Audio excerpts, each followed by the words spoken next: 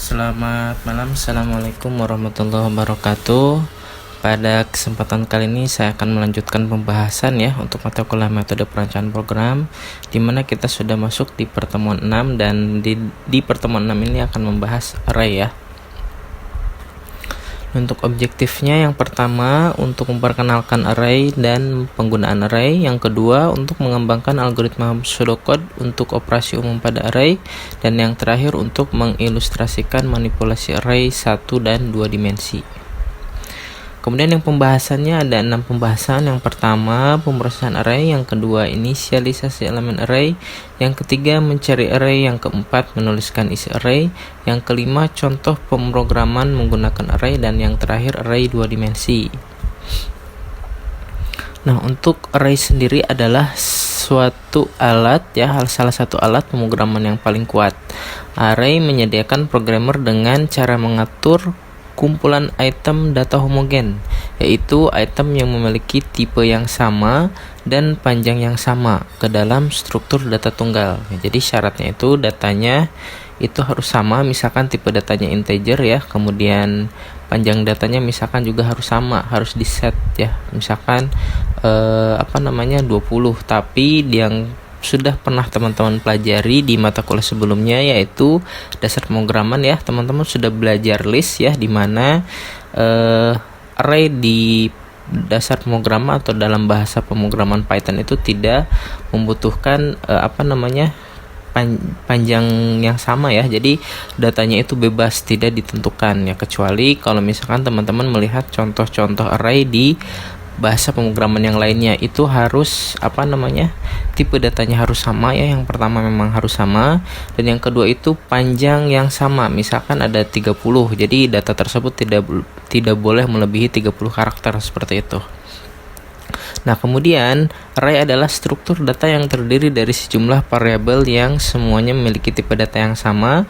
Misalnya semua nilai ujian untuk kelas yang terdiri dari 30 siswa matematika. Dengan menggunakan array, satu nama variabel seperti skor dapat dikaitkan dengan semua 30 nilai ujian. Jadi array itu sebetulnya rangkaian data ya. Jadi misalkan ada 30 data ya, berarti 30 data itu masuk ke dalam satu array seperti itu. Nah, item data individu yang membentuk array disebut dengan elemen larik.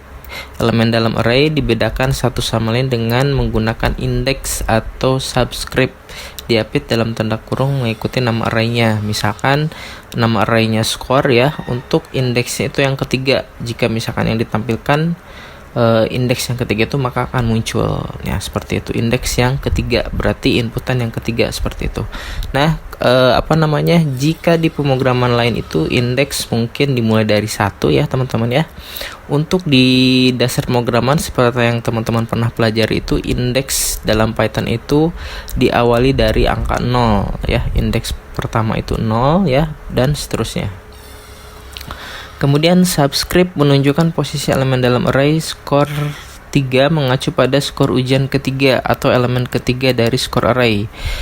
Dan skor 23 mengacu pada skor ujian ke-23. Subscript atau indeks dapat berupa angka atau variabel, dan kemudian dapat digunakan untuk mengakses item apapun dalam batas larik yang valid. Misalnya nama arraynya itu skor ya, indeksnya itu ke-6, atau misalkan pencariannya seperti yang di bawahnya seperti itu. Kemudian pemrosesan array. Array adalah struktur data internal. Mereka diperlukan hanya selama durasi program di mana mereka didefinisikan. Mereka adalah mekanisme yang sangat nyaman untuk menyimpan dan memanipulasi kumpulan item data serupa dalam suatu program. Dan Anda harus terbiasa dengan operasi yang paling umum dilakukan pada array. Array kadang-kadang disebut sebagai dengan table ya. Untuk array 2 dimensi itu mungkin kebanyakan orang tuh mengartikannya sebagai tabel, teman-teman. Kemudian yang berikutnya operasi pada array. Operasi yang paling umum dilakukan pada array adalah yang pertama memuat satu set nilai awal ke dalam elemen array, yang kedua memproses elemen array, yang ketiga mencari array menggunakan pencarian linear atau biner untuk tertentu sebuah elemen. Menulis isi array ke laporan. Biasanya elemen array diproses secara berurutan, dimulai dengan elemen pertama. Ini dapat dicapai dengan mudah dalam pseudocode, baik dengan loop do atau loop do while. Nah, sebenarnya teman-teman itu pastinya sudah mempelajari ya untuk menuangkan isi array ke dalam laporan ya, dimana di project yang sudah teman-teman kerjakan di bahasa pemrograman Python ya, mungkin teman-teman untuk isian array-nya itu merupakan array kosong ya, kemudian isiannya inputan yang teman-teman inputkan, kemudian hasil dari inputan yang teman-teman inputkan tadi itu akan tercetak ya di dalam laporannya atau outputnya. Misalkan teman-teman pengulangan datanya sebanyak 10 ya, maka 10 data tersebut akan dicetak seperti itu. Jadi tidak harus mencetak satu persatu, melainkan dicetak si array-nya itu. Kita lanjutkan. Yang berikutnya, algoritma sederhana yang memanipulasi array. Algoritma berikut melibatkan manipulasi sederhana dari array. Setiap algoritma ditulis menggunakan loop do. Dalam setiap algoritma, array diberi nama array, subscript diberi nama index, dan isi array serta jumlah elemen telah ditetapkan. Jumlah elemen dalam array disimpan dalam variabel number of elements. Contohnya ya seperti ini ya, untuk menemukan jumlah elemen ya. Di sini set sum-nya to 0, kemudian do index 1 to number of elements, dan nah ini contohnya ya untuk menampilkan jumlah data yang sudah diinputkan seperti itu. Tapi di sini tidak memberikan batasannya teman-teman.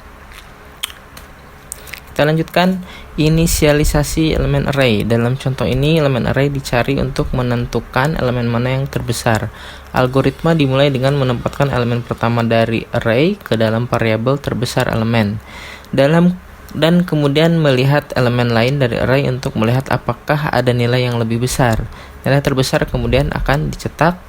Karena array adalah struktur data internal, nilai awal harus ditempatkan ke dalam array sebelum informasi apapun dapat diambil darinya. Nilai awal ini dapat ditetapkan ke dalam elemen array sebagai konstanta atau dapat dibaca ke dalam array dari file. Nah, yang berikutnya memuat nilai konstan ke dalam array. Metode ini hanya boleh digunakan bila data dalam array tidak mungkin diubah ya. Misalnya nama 12 bulan dalam setahun. Untuk menginisialisasi array seperti itu, buatlah array yang disebut mountable ya. Jadi sebetulnya untuk nama array itu bebas teman-teman ya. Boleh silakan teman-teman bebas pembuatannya, yang penting mengikuti aturan dalam menulis variabel seperti atau menulis array ya, nama array. Nah, di sini mountable itu berisi 12 elemen dengan ukuran yang sama. Kemudian ditetapkan elemen array dengan nama bulan satu persatu. Ini ya contohnya ya, misalkan indeks pertama itu mengacu pada Januari ya namanya, indeks kedua itu isinya Februari, dan seterusnya seperti itu. Kemudian memuat nilai awal ke dalam array dari file input. Nah, mendefinisikan elemen array sebagai konstanta dalam program tidak disarankan jika nilainya sering berubah, karena program perlu diubah setiap kali elemen array berubah. Prosedur umum adalah membaca nilai input ke dalam elemen array dari file input. Nah, pembacaan serangkaian nilai dari file ke dalam array dapat diwakili oleh loop do while sederhana. Nah, loop harus berakhir ketika array penuh atau file input telah mencapai akhir file. Kedua kondisi ini dapat dipenuhi dalam klausa kondisi dari loop do while. Nah, di sini ada contohnya nanti ya. Dalam algoritma pseudocode berikut, nilai dibaca dari file input dan ditetapkan ke elemen array. Dimulai dengan elemen pertama hingga tidak ada lagi nilai input atau array penuh atau mencapai kondisi yang sudah ditentukan. Nama array adalah array, subscript adalah indeks, dan jumlah maksimum elemen yang dapat ditampung oleh array adalah max_num elements ya. Jadi di sini set max_num element ya. Misalkan kita isi 3 gitu ya. Kemudian set index to 0, kemudian read first input value. Nah, di sini akan melakukan sebuah perulangan ya, dimana indeksnya itu kurang dari ya di sini ya. Berarti karena tadi misalkan kita tuliskan 3, maka hanya ada 2 data saja yang tampil ya. Indeks plus 1, jadi dia akan dimulai dari angka 1 teman-teman ya, dari apa namanya, karena di sini ada +1, jadi dia tidak dari 0 tapi melainkan dari 1. Jadi data yang akan bisa ditampung itu hanya 2. Kemudian ketika 2 data tersebut sudah diinput, nah sudah memenuhi kondisinya, maka akan dicetak ya pesan seperti ini. Dan untuk pesannya itu bebas sebetulnya.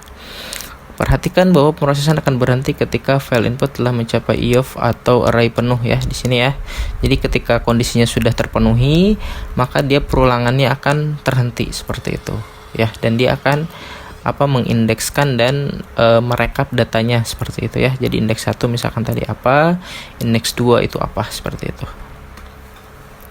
Kemudian yang berikutnya mencari array. Operasi umum pada array adalah mencari elemen array untuk item data tertentu.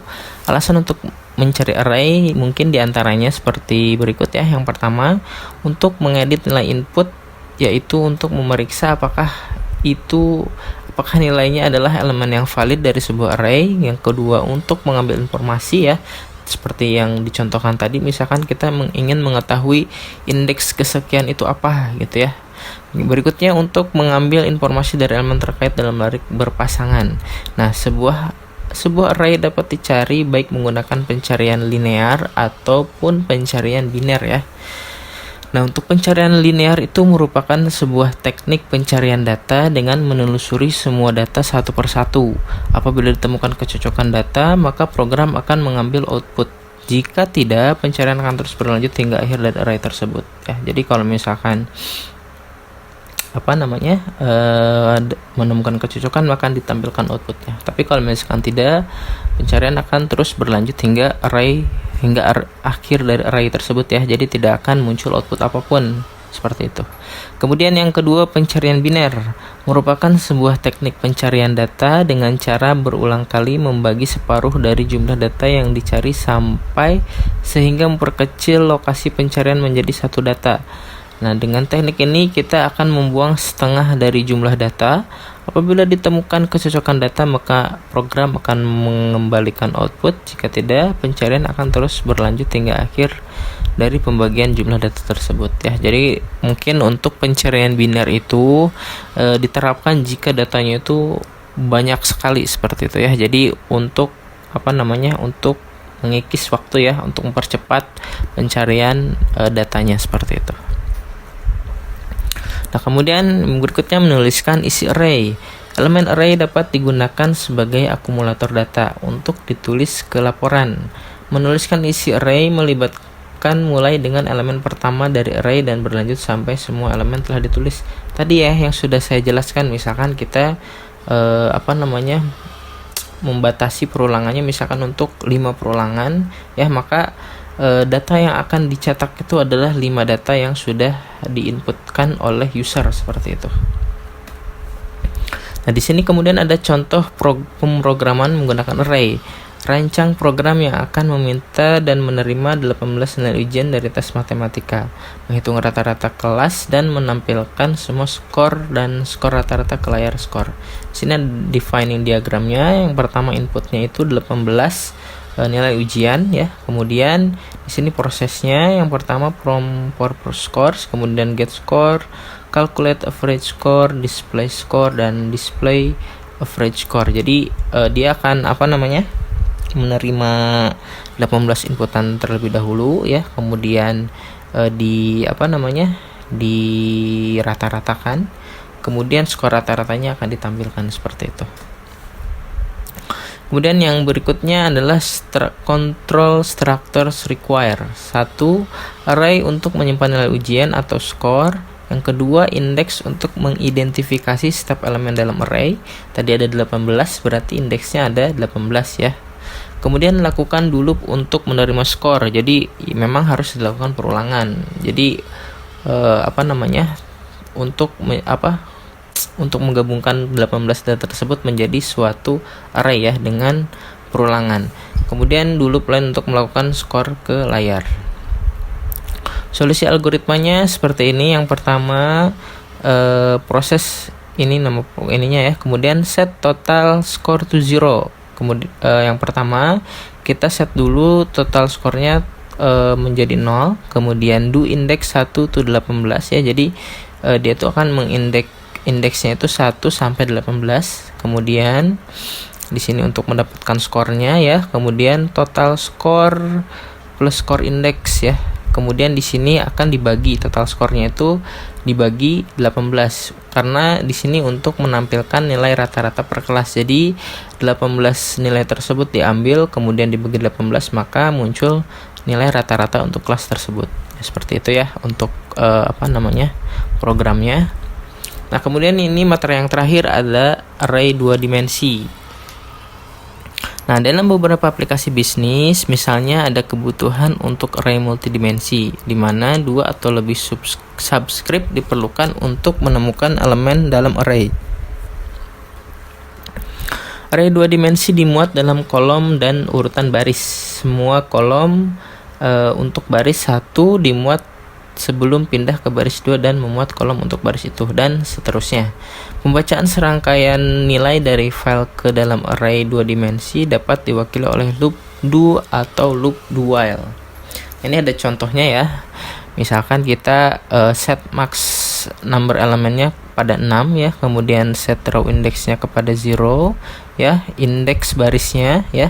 Kemudian di sini perulangan ya, jika barisnya itu kurang dari 6 ya, maka row index sama dengan row index plus 1 ya, tambahkan ya 1 sampai 6 berarti ya 1 sampai 5 mohon maaf.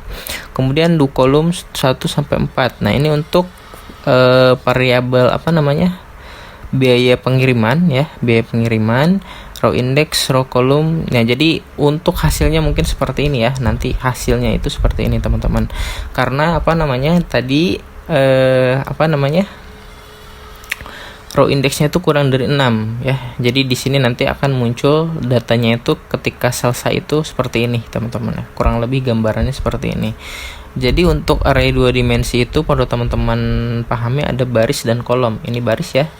Baris pertama, baris kedua, baris ketiga, baris keempat, baris kelima. Ini kolom pertama, kolom kedua ya. Cuman ada 2 kolom ya. Baris kedua, kolom kedua berarti ini ya.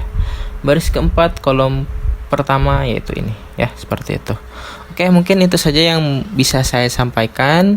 Mohon maaf jika ada kata yang kurang berkenan. Terima kasih atas perhatiannya. Billahi taufiq wal hidayah. Wassalamualaikum warahmatullahi wabarakatuh.